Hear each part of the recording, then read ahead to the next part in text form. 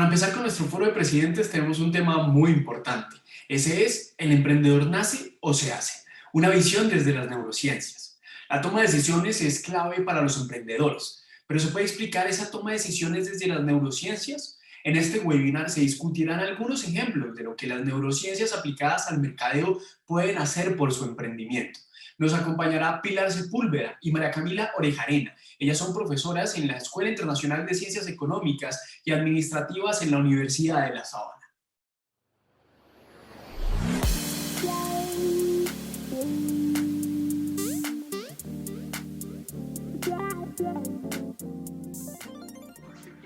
Bueno, muy buenas tardes a todos. Bienvenidos a este webinar.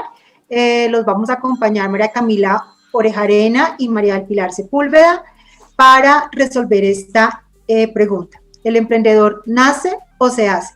Desde una visión de las neurociencias.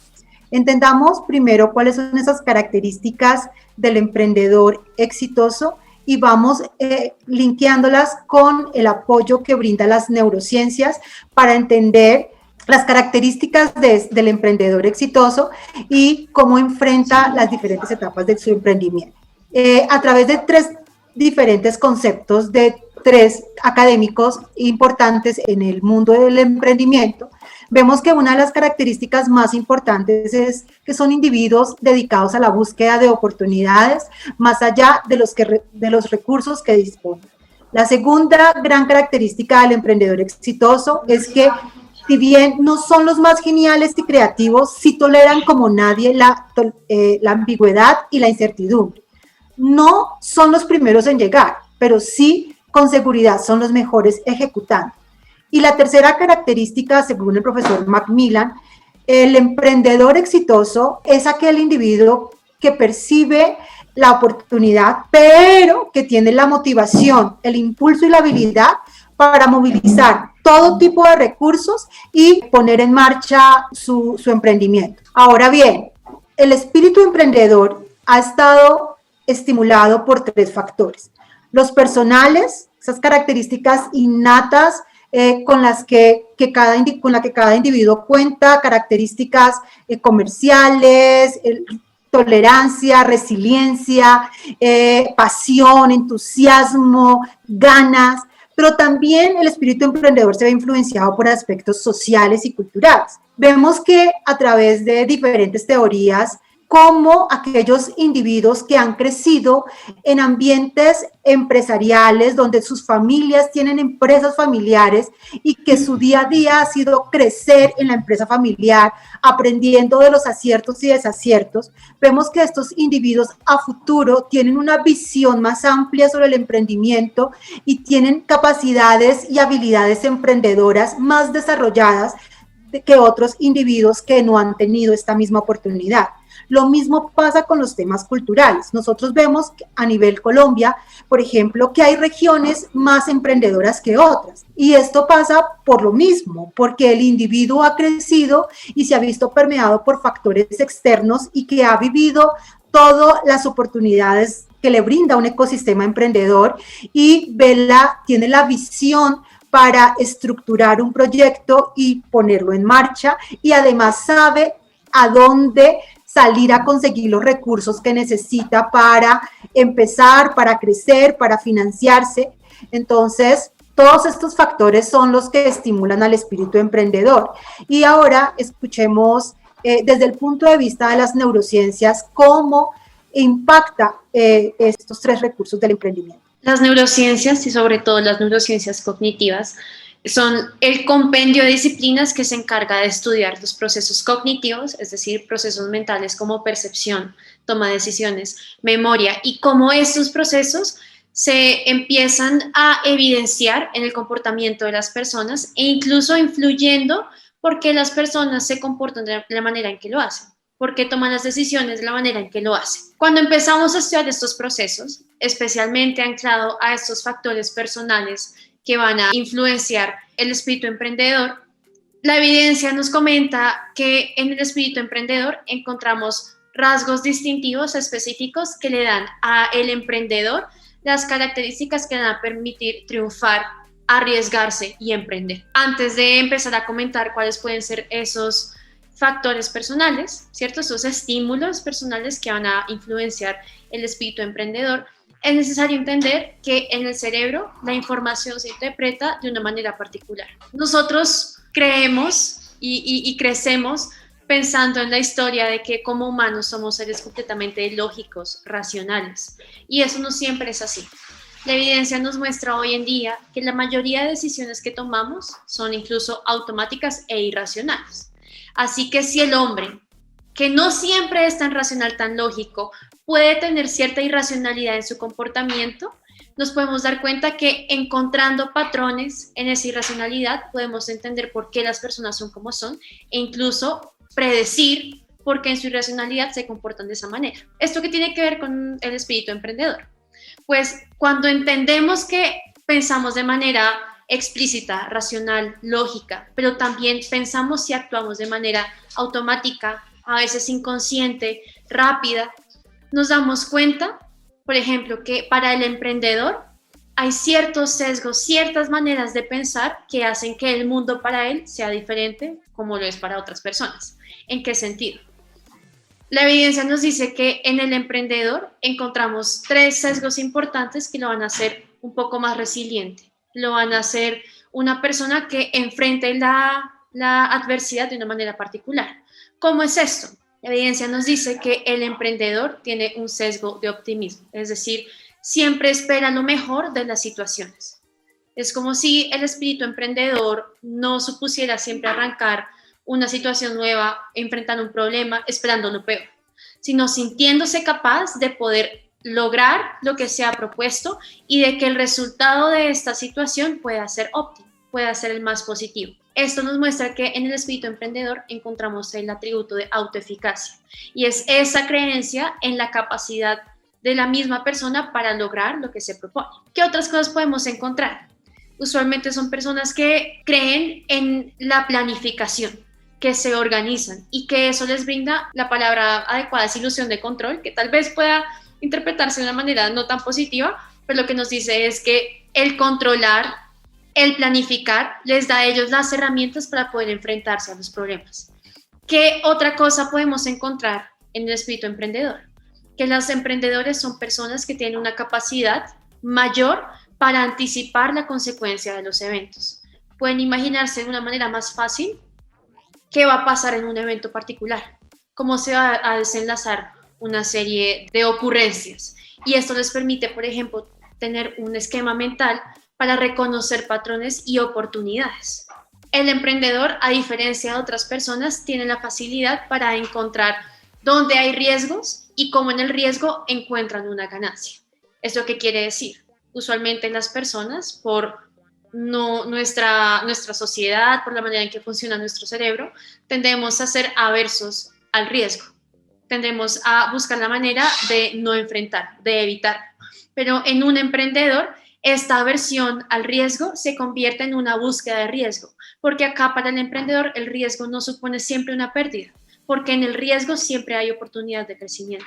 Hay una manera de encontrar ganancias que pueden incluso superar las pérdidas cuando cuando el emprendedor se enfrenta a esta oportunidad de riesgo. Y para terminar esta última parte, también encontramos a partir de la evidencia de la neurociencia cognitiva que un emprendedor tiene esta facilidad no solamente para darse cuenta cuando está tomando decisiones de manera automática, rápida, veloz, y también cuando las decisiones deben ser tomadas de una manera un poco más lógica y lenta.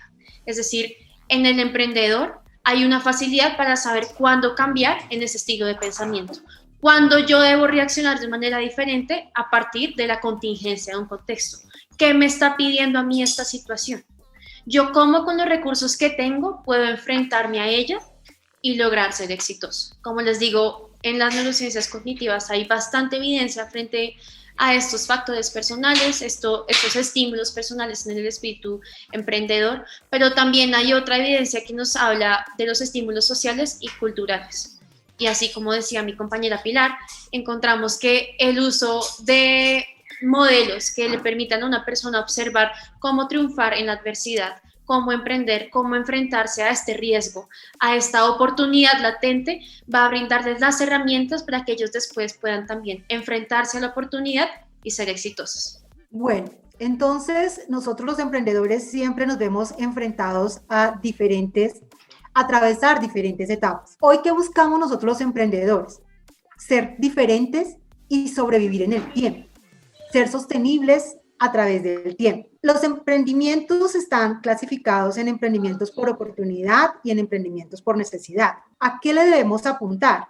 A emprendimientos disruptivos, de alto impacto, de crecimiento y que tengan mayor oportunidad en un mercado que sea más valorado y que pueda sobrevivir. Cada una de estas etapas nos trae diferentes retos a nosotros los emprendedores. Desde mi punto de vista y el trabajo que he venido realizando por varios años con emprendedores, me he dado cuenta de los retos que vivimos en cada una de las etapas. En la primera etapa, donde está el proceso creativo, donde nos enfrentamos, a ajustar prototipos, lanzar productos mínimos viables, para escuchar el mercado, para realimentarnos y para hacer reflexiones y ajustes a nuestra propuesta, pues veo que los principales desafíos en esta etapa son el empatizar con ese mercado, lograr sacar esos insights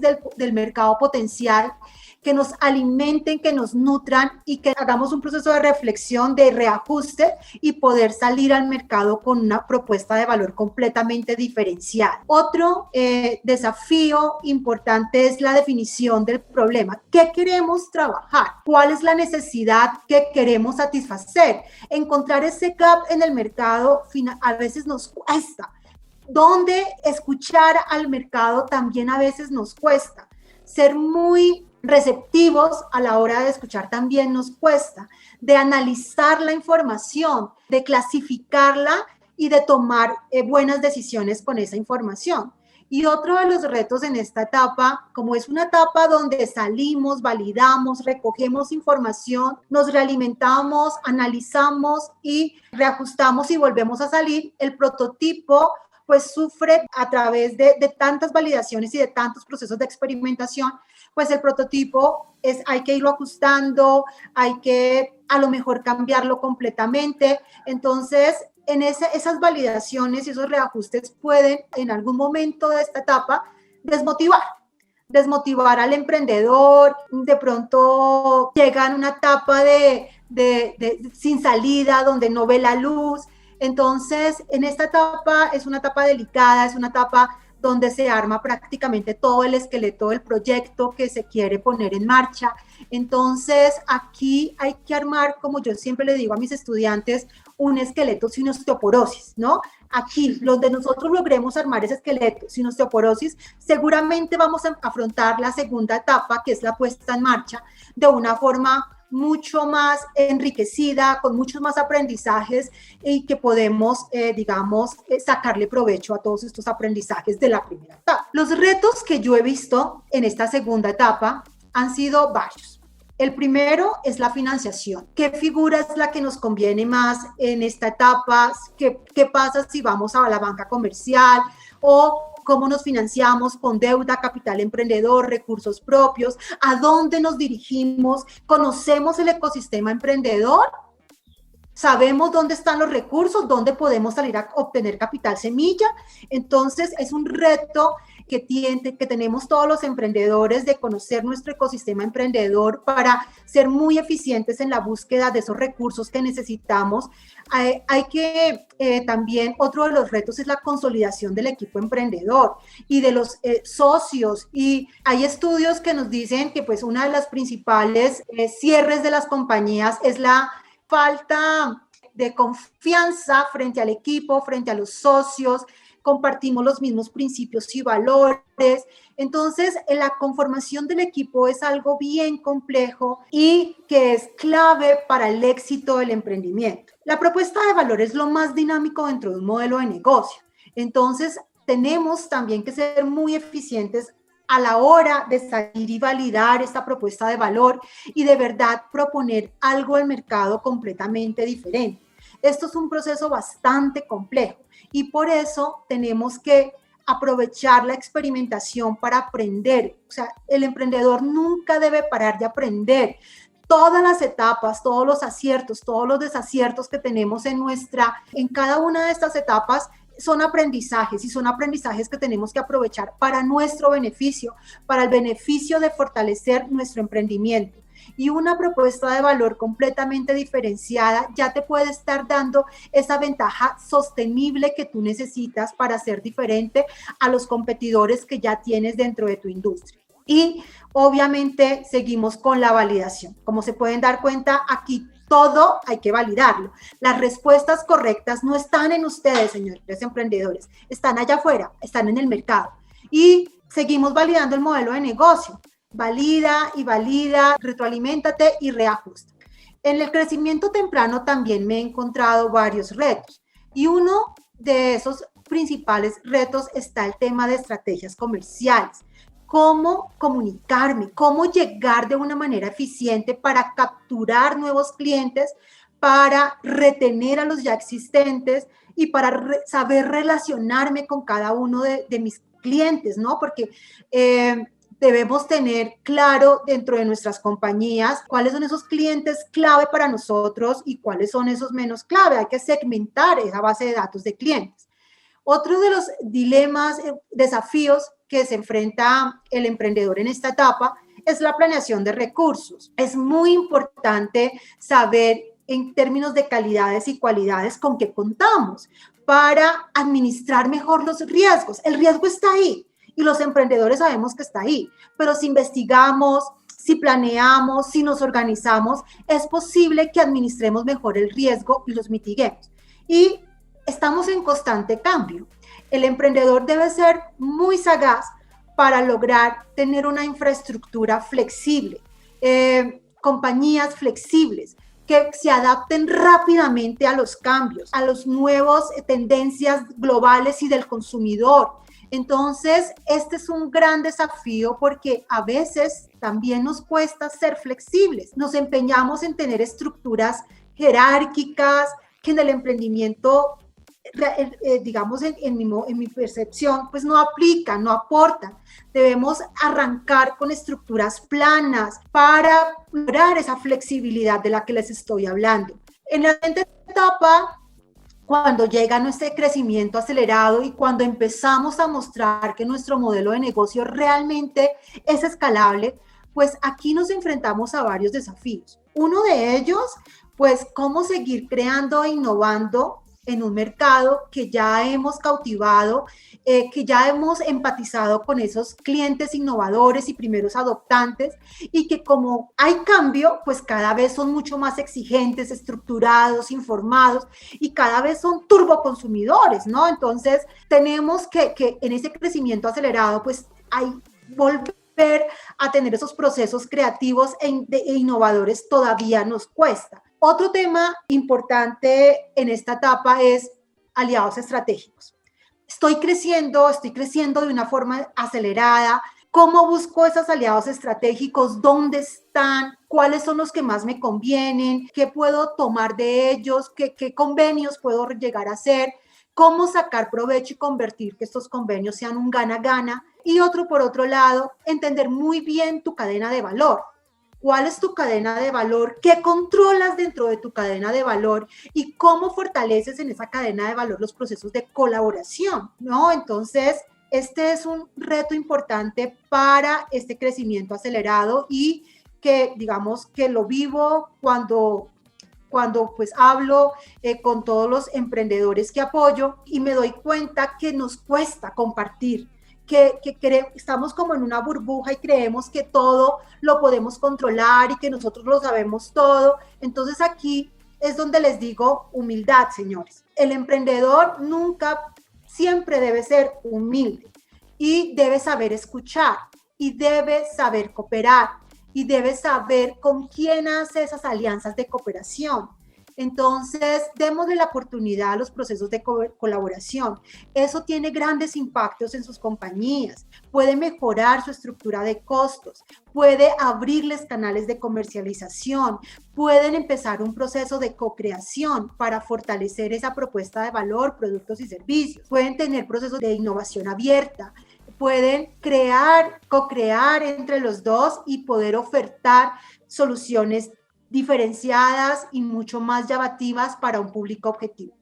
Y por último, en la etapa de madurez, pienso que aquí el reto o el patrón común dentro ya de los empresarios es, bueno, ¿cómo seguir creciendo? Es como la gran pregunta, ¿cómo seguir creciendo? ¿Cómo ser más innovadores para poder seguir creciendo? Entonces, aquí yo les digo, denle la oportunidad a la inclusión tecnológica. No podemos olvidarnos que ya hay todo un mundo de tendencias en herramientas digitales que tenemos que traer a nuestro beneficio. Todo el tema de inteligencia artificial, todo el tema de blockchain, todo el tema de business intelligence, todos estos temas son los que entran a apoyar, a complementar nuestros procesos de análisis de información para la mejor toma de decisiones. Y pues aquí las neurociencias también tienen un papel contundente. Y Cami les entrará a explicar ese papel de las neurociencias frente a cada una de estos desafíos y etapas del emprendimiento. Así es, como tú dices, Pili, las neurociencias vimos ya que nos puede informar un poco acerca de el emprendedor, ¿cierto? De cómo podemos entender qué es eso que está influenciando o tal vez haciendo brillar el espíritu emprendedor. Pero con las neurociencias también podemos obtener evidencia que nos provea recursos para saber cómo enfrentar estos retos. A nivel general, podemos entender que las neurociencias pueden apoyar al emprendedor en, digamos que, 2 niveles diferentes, pero esto aplica para cada una de las fases. ¿Cuál es uno de esos niveles? Para capturar procesos mentales ocultos. ¿Esto por qué es importante? Dijimos hace un rato que en nuestra toma de decisiones, en nuestro comportamiento, en nuestro pensamiento, muchas de las cosas que suceden son automáticas, son involuntarias, pueden llegar a ser no conscientes. Es decir, nosotros no siempre sabemos todo lo que está ocurriendo. Nosotros no siempre podemos justificar el porqué de nuestras percepciones, el porqué de nuestro comportamiento. Pero la neurociencia tiene técnicas de investigación, tiene conocimiento que nos permite desvelar eso que está oculto en el consumidor, cuando yo empiezo a empatizar, ¿cierto? Cuando yo empiezo a hacer el proceso de prototipado. ¿Qué pasa si yo quiero empezar a innovar? ¿Cierto? ¿Qué pasa cuando yo quiero empezar a comunicar en esa estrategia comercial? Cuando yo empiezo a capturar todo eso que el consumidor no me puede decir porque no sabe que lo tiene explícitamente, visiblemente, yo empiezo a encontrar nuevos recursos o nuevos lineamientos que me permiten llegar a eso que está ahí, esperando a ser tomado, esperando a que yo como emprendedor me dé cuenta de ese proceso. Por otro lado, con las neurociencias yo puedo validar conceptos y complementar lo que ya la gente me está diciendo, lo que yo ya estoy observando cuando me voy al campo y empiezo a darme cuenta de qué es lo que está sucediendo allá afuera.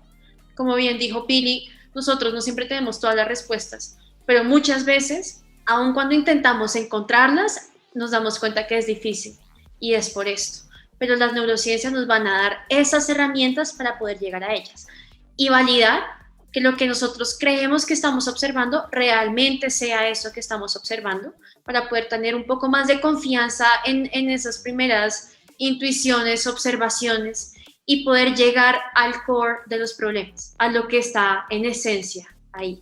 Es decir, con las neurociencias podemos ir más allá de lo que es observable, lo que es intuitivo, e incluso del reporte verbal de las personas. En el mercadeo, las neurociencias llevan ya una trayectoria recorrida, ¿verdad?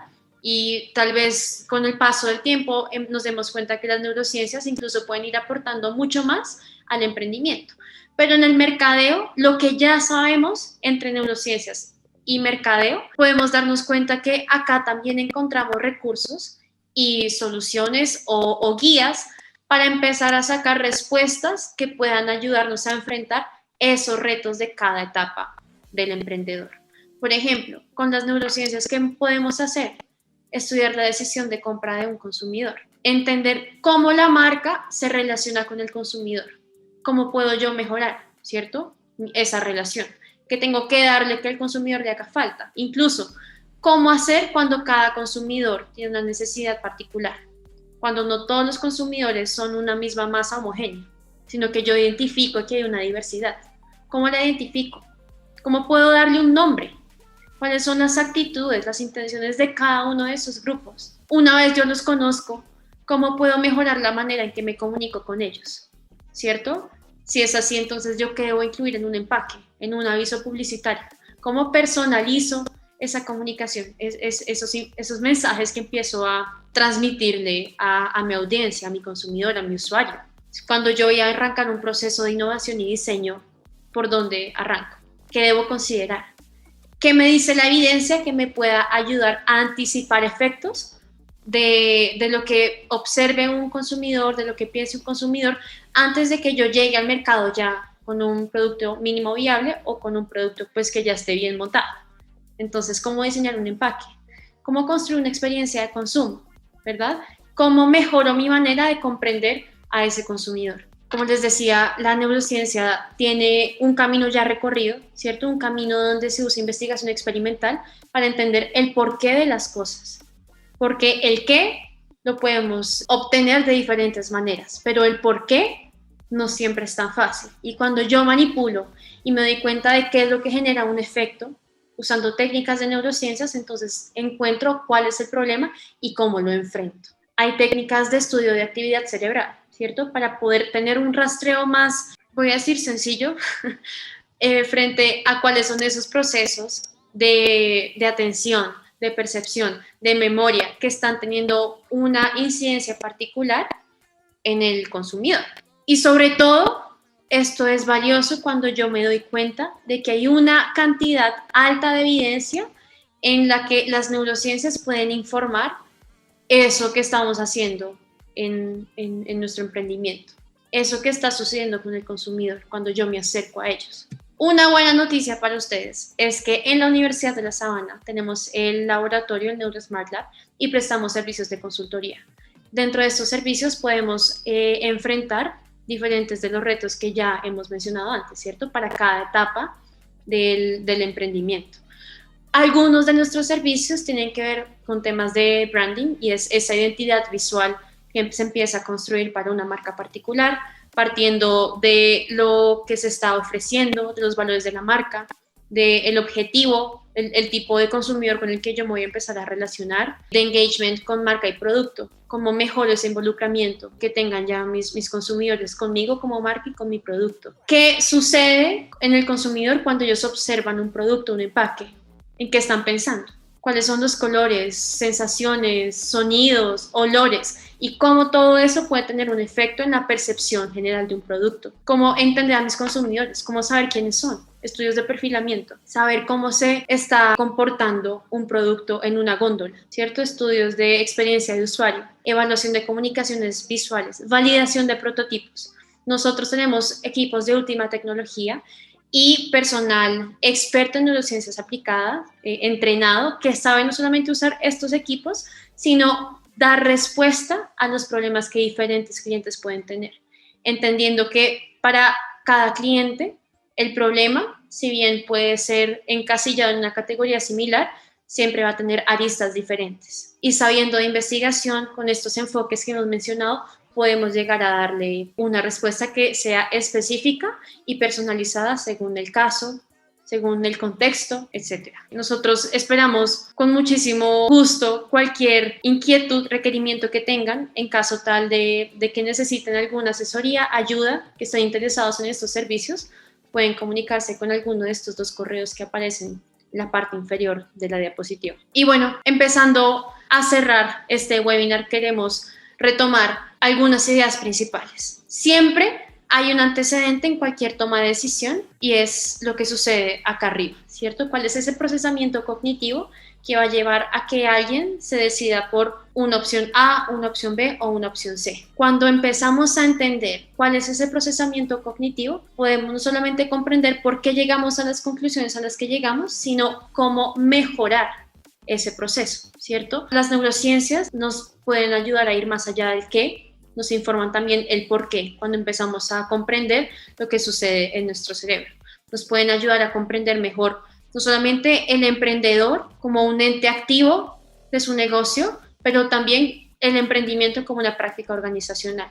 Y cuando nos informamos y empezamos a aumentar ese conocimiento, ese bagaje que tenemos, la toma de decisiones, una vez informada, una vez ya un poco más pensada, con consecuencias anticipadas, puede dejar de ser automática, inconsciente, como habíamos dicho antes, para poder ser un poco más sistemática y detallada. Por eso es que las neurociencias pueden tener un impacto en el emprendimiento, en el comprender de la acción del emprendedor y ayudan en cada fase del emprendimiento, en cada fase del quehacer del emprendedor. Para mí, este proceso, infórmate, ten más conocimiento y toma mejores decisiones, es un proceso transversal en cada una de las etapas del emprendimiento. Aquí hay un mensaje claro: no subestimes la investigación, no subestimes los procesos de experimentación, no subestimes el conocimiento de tu público objetivo y segmenta tu base de clientes. En la medida en que nosotros los emprendedores conozcamos mejor las necesidades, los problemas o los deseos de nuestros públicos objetivos, tenemos mucha más información, mucho más conocimiento de ellos y podemos entregarles mejores oportunidades que nos permitan de verdad ser completamente competitivos a través de diferenciación y ser muy buenos también en costos y poder entregarle al mercado de verdad ofertas que los beneficien con impacto, porque no hablo solamente del impacto económico, sino también nuestra obligación hoy es que nuestras compañías generen un impacto social y o ambiental. Ser empresas, como dice la certificación B, no ser las mejores empresas del mundo, sino ser las mejores empresas para el mundo.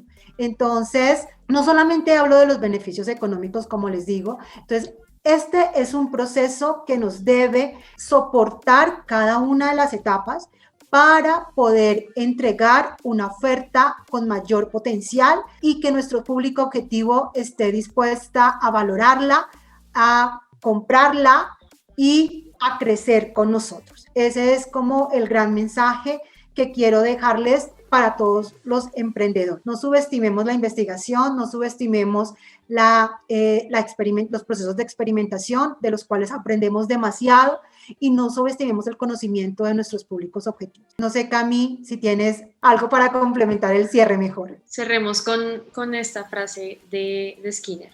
No aceptes ninguna práctica como inmutable, cambia y prepárate para el cambio. No aceptes verdades eternas, experimenta. Muchas gracias. Muy bien, muchas gracias. Y para mí no existe el gen del emprendedor. El emprendedor se hace a través del conocimiento, de las experiencias, de los aprendizajes que vivimos en cada una de las etapas de nuestros aciertos y nuestros desaciertos. Para mí no hay un gen del emprendedor. ¿Qué opinan ustedes? Gracias.